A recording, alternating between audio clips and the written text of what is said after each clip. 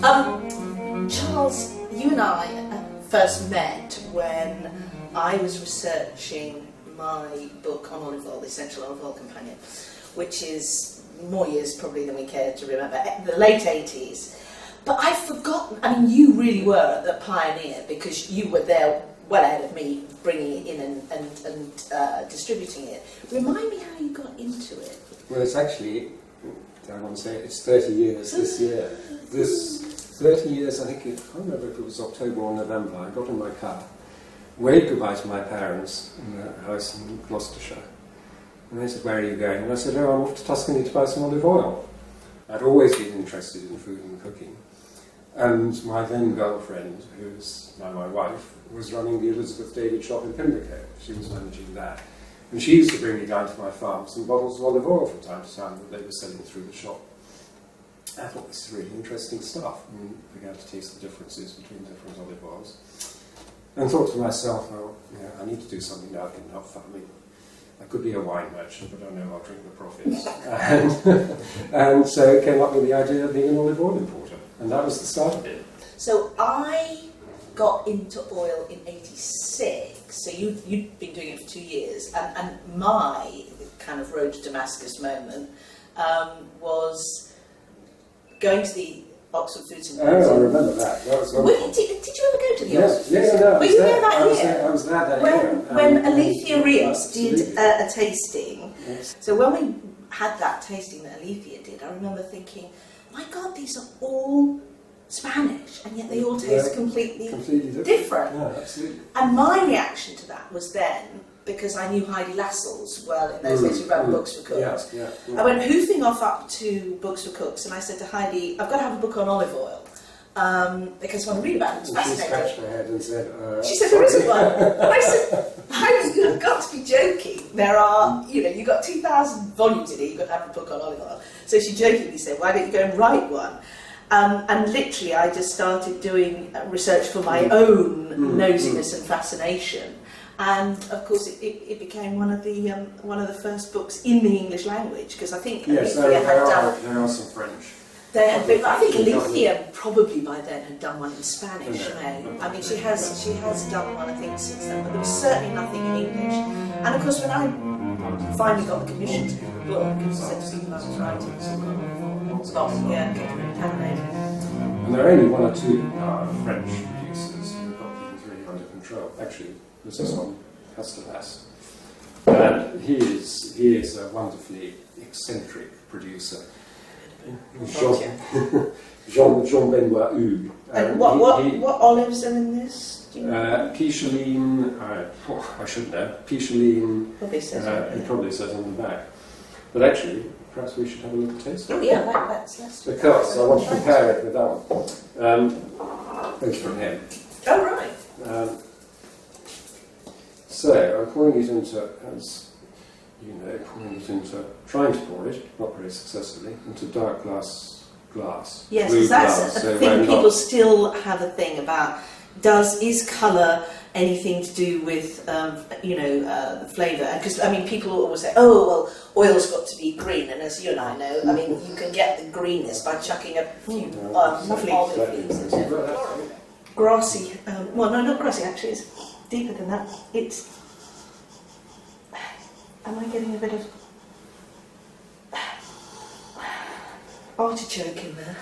I'm getting some artichoke, but also, I think you're right, it's sort of wet grass there, isn't it? It's like drying just after it's been cut. Yeah.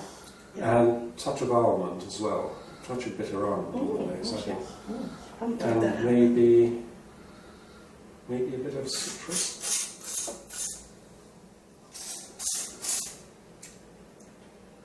Oh, that's gorgeous, isn't it? It's lovely. Ooh, and the tingle at the back.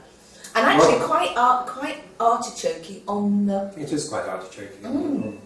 But the most important thing to me, anyway, is that it's got perfect balance. It's got perfect balance between those aromas and the flavours you're getting first in your mouth. I agree. And that peppery aftertaste.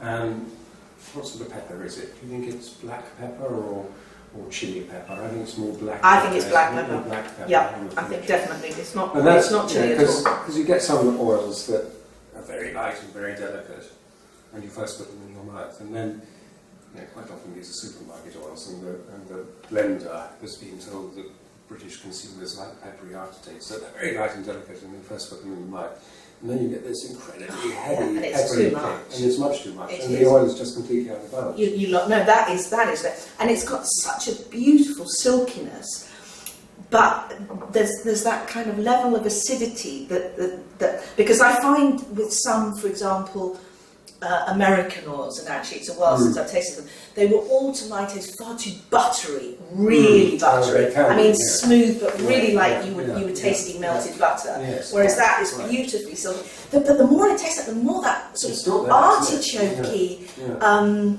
flavour is there. Yes, artichoking with maybe a bit of sorrel. You pick up some sorrel. Okay, very Yes, right.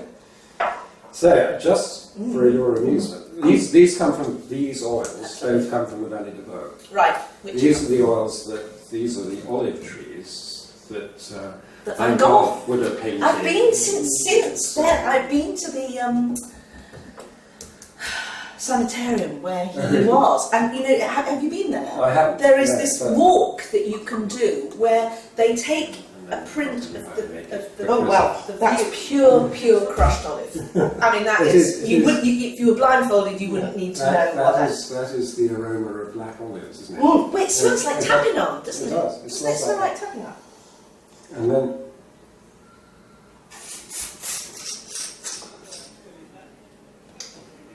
now people either love this oil or they hate this oil, and chefs love it because it is so different from most of the olive oils that This it's been presented. reminds me of that very first oil that you used to import from the Valley de Beau, in that bottle that had kind of shoulders. Oh, hang on. You got I've that leather in No, there. I remember. Well, I'll tell you for why, because you always used to chastise me about the fact that I didn't like that style of oil then. And Well, you used to it say is- to me, Anne, you really... No, okay, that comes Vietnamese. from Niels. Yeah, Yes, yeah. absolutely. But it's a similar It is a style, very similar which style. I suppose, which I have grown to like, but I didn't used to Mm, like mm. then, because there's a slight kind of, I suppose, almost fustiness about it. It is. It's technically that is a fault. It's not, which is why, if you looked at the label closely, it's not allowed to be called extra virgin olive oil. So they're just It's calling called- it They're just calling olive oil. olive oil. I mean, I think, Yes. I don't know if you still agree, but I mean, I have always thought really that the best olive oil comes from hand-picked olives at the absolutely crucial point of ripening, or a mixture that you get. Yes, you get some ripe, right. you get some unripe, which is why hand-picking as opposed to mechanical picking. If you pick mechanically, you're going to get.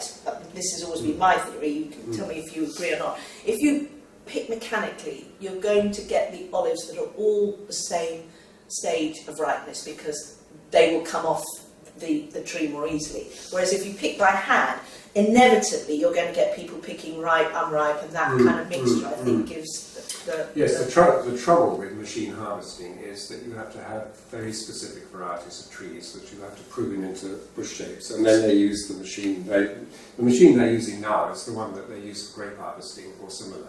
And it Is literally Maria goes- Carter still using a coffee?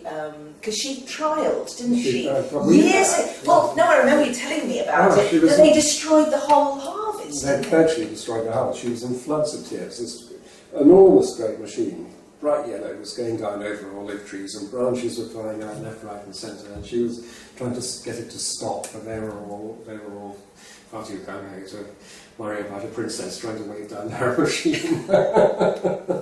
So So are they like the things that they used to, the kind of mechanical versions of what they always used to use, especially in North Africa, where they talk about milking, where you had a kind of claw thing, didn't you?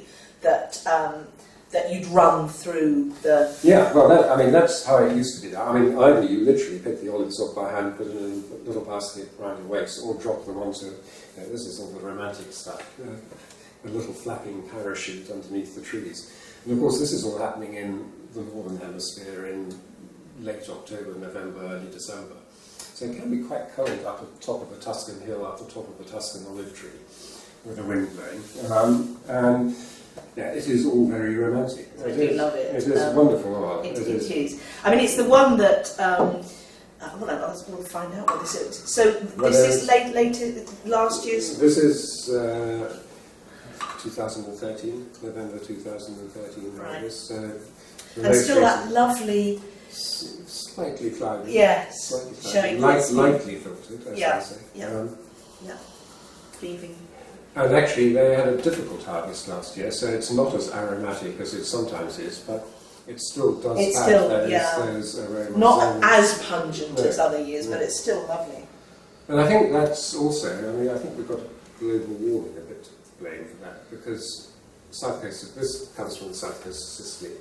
3 varieties of olives: Nocellara del Belice, Biancalina and Cerasuola. All indigenous to Sicily. All indigenous to Sicily, and we're talking about one of them, the Nocellara del Belice, is specific to that particular valley, although it has sort of migrated from that. It is the Belice Valley, which they just called it. Because it gets so hot there in the summer, they are having to irrigate now, and I think that over the years has changed the characteristics of the art. I'm certainly not saying it's any worse than it was, but it's softened it out, I think. There's still that distinctive tomato skin, exactly that same smell that when you touch a tomato plant and you smell it, you get that kind of tingly. And herby hay, dried